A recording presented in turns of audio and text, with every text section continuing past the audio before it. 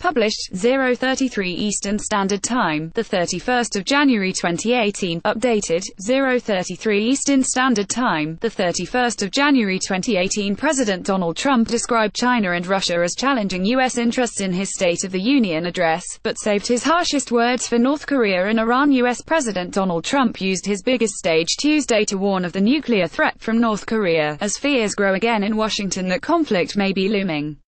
In recent weeks, U.S. officials have laid the groundwork for a pivot to strategies for a world of renewed great power competition with the likes of Russia and China. In his State of the Union address to Congress and the nation, Trump described Moscow and Beijing as challenging our interests, our economy, and our values. But he saved his harshest words for Iran and North Korea.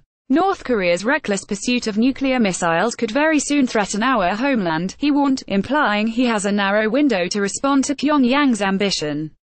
We are waging a campaign of maximum pressure to prevent that from ever happening. Singling out Iran and North Korea, which along with Iraq formed his predecessor George W. Bush's axis of evil, seemed calculated to raise the specter of new conflicts. It came as a respected Korea expert, tipped to become Trump's ambassador to Seoul, revealed he had dropped out of the running and criticized the idea of a pre-emptive strike. Secretary of State Rex Tillerson and Defense Secretary Jim Mattis have been pushing a diplomatic strategy to convince North Korean leader Kim Jong-Un to come to the table and negotiate away his nuclear arms.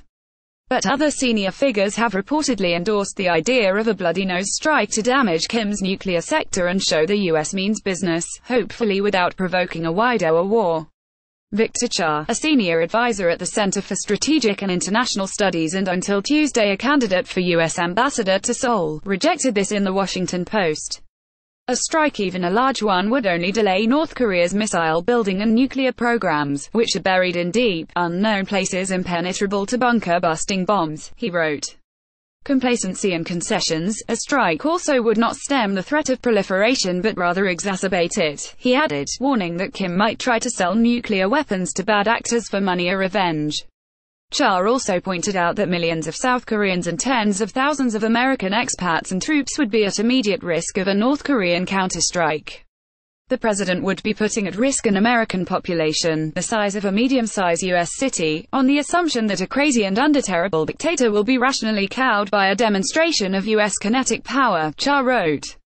According to the Post, Cha's refusal to entertain the idea of a preemptive strike cost him his ambassadorship, and Trump's speech suggested he was in no mood for compromise.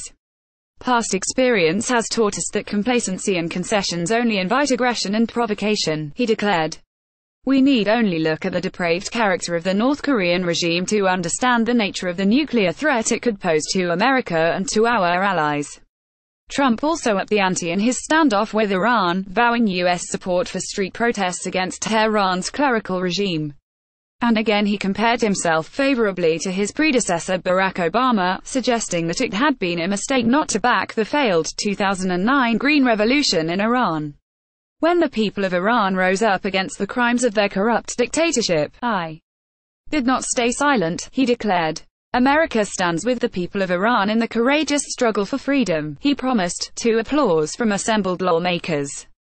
The president also highlighted gains made against the Islamic State group in Iraq and Syria, while warning that there is much more work to be done in the war against the jihadists.